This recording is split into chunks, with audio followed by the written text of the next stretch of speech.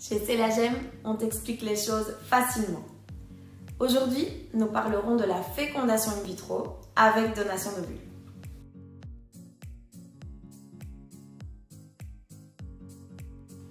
La fécondation in vitro, comme son nom l'indique, c'est l'union d'un ovule avec un spermatozoïde en laboratoire.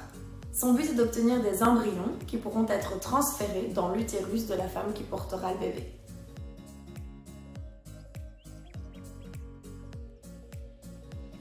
Parlons maintenant de la fécondation in vitro avec donation d'ovules.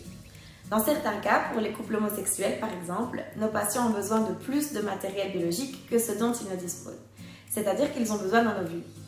Dans ce cas, nous faisons alors appel à une donneuse. Laisse-moi t'expliquer.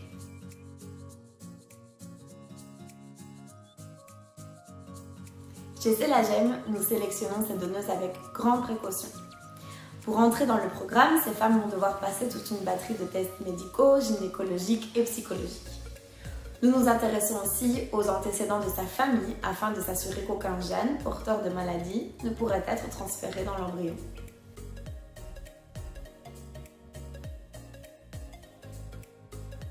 Si elles remplissent tous les critères de sélection, nos donneuses entrent alors dans notre base de données à laquelle nos patients ont accès une fois qu'ils commencent le programme avec Célagem.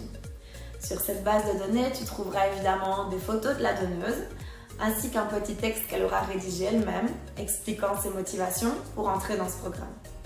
Tu trouveras aussi toute l'information concernant son âge, son parcours scolaire, sa personnalité, sa santé, ainsi que ses critères physiques. Il y a aussi quelques infos sur ses parents et sa génétique qu'il ne faut pas oublier d'aller consulter.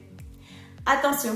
Cette base de données est actualisée très régulièrement, car de nombreuses femmes entrent dans le programme chaque semaine. Il ne faut donc pas oublier d'aller y jeter un coup d'œil de temps en temps. Afin de préserver l'anonymat des donneuses, elles sont répertoriées sur base d'un code. Nos patients ne peuvent pas les connaître ni les rencontrer, c'est pourquoi nous ne communiquerons jamais leur prénom ou leur nom de famille. Lorsque tu te décides à entrer dans le programme de fécondation in vitro ou de gestation pour autrui avec Célagem, l'une des premières étapes sera donc de choisir ta donneuse en fonction de ses critères physiques et de ses traits de caractère. C'est vrai que c'est souvent la partie qui paraît la plus étrange à nos patients. Néanmoins, elle est indispensable au processus. La plupart de mes patients choisissent donc une donneuse ressemblant physiquement ou au niveau du caractère au conjoint qui n'aura pas fait la donation de sperme. Une fois choisi et en fonction de ses disponibilités, nous pourrons alors commencer le processus de création des embryons par fécondation in vitro.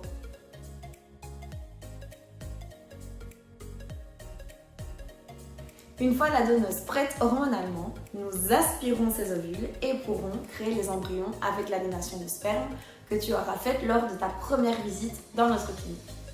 Chez Célagem, nous travaillons uniquement avec des ovules frais, c'est-à-dire que nous créerons les embryons directement après les avoir récupérés, sans passer par la case congélation, ce qui nous garantira une plus grande chance de réussite.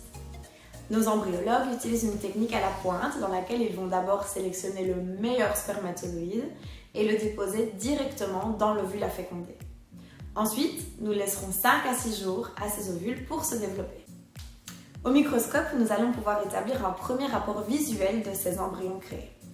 Nous nous basons sur la qualification internationale. La meilleure qualité d'embryon que l'on peut obtenir est 5AA. La moins bonne avec laquelle nous travaillons chez Célagem est 3 bébés. Nous n'utilisons pas d'embryon de qualité inférieure, c'est-à-dire C ou D. Mais que veut dire 5AA par exemple? Le chiffre 5 correspond à la taille de l'embryon. La première lettre, A, correspond à la qualité des cellules qui forment l'embryon et la seconde lettre, A, correspond à la qualité des cellules qui forment le placenta. 4 semaines plus tard, nous obtiendrons les résultats d'un test qui s'appelle PGS. Le test PGS, c'est l'analyse génétique qu'on a faite avant de congeler l'embryon. C'est lors de ce rapport que nous pourrons voir si nous avons obtenu des embryons féminins ou masculins. Nous pourrions donc obtenir par exemple un embryon nommé 46XX. 46 chromosomes, l'embryon est donc normal. XX, l'embryon est masculin. Ou un 46XY, ce qui signifie que l'embryon est féminin. Si nous obtenons des embryons à 45 ou à 47 chromosomes, nous ne les transférerons pas, car cela signifie qu'il y a un problème génétique. Nous pourrions également obtenir un embryon qui s'appelle no report, c'est-à-dire que nous n'avons pas assez d'informations à propos de cet embryon.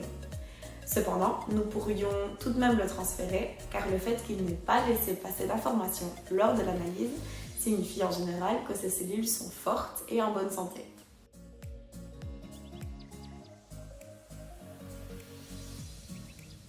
Une fois nos embryons préparés, nous nous mettons en quête de la meilleure mère porteuse qu'il soit. Si tu veux plus d'infos concernant la recherche de mère porteuse chez Celagem, je t'invite à aller voir notre vidéo sur la GPA en Colombie. Pour transférer l'embryon de meilleure qualité obtenu, nous allons tout d'abord préparer la mère porteuse hormonalement. C'est-à-dire que nous allons lui injecter un médicament qui s'appelle le décapeptyle, qui va permettre à son endomètre d'être assez épais pour pouvoir y déposer l'embryon.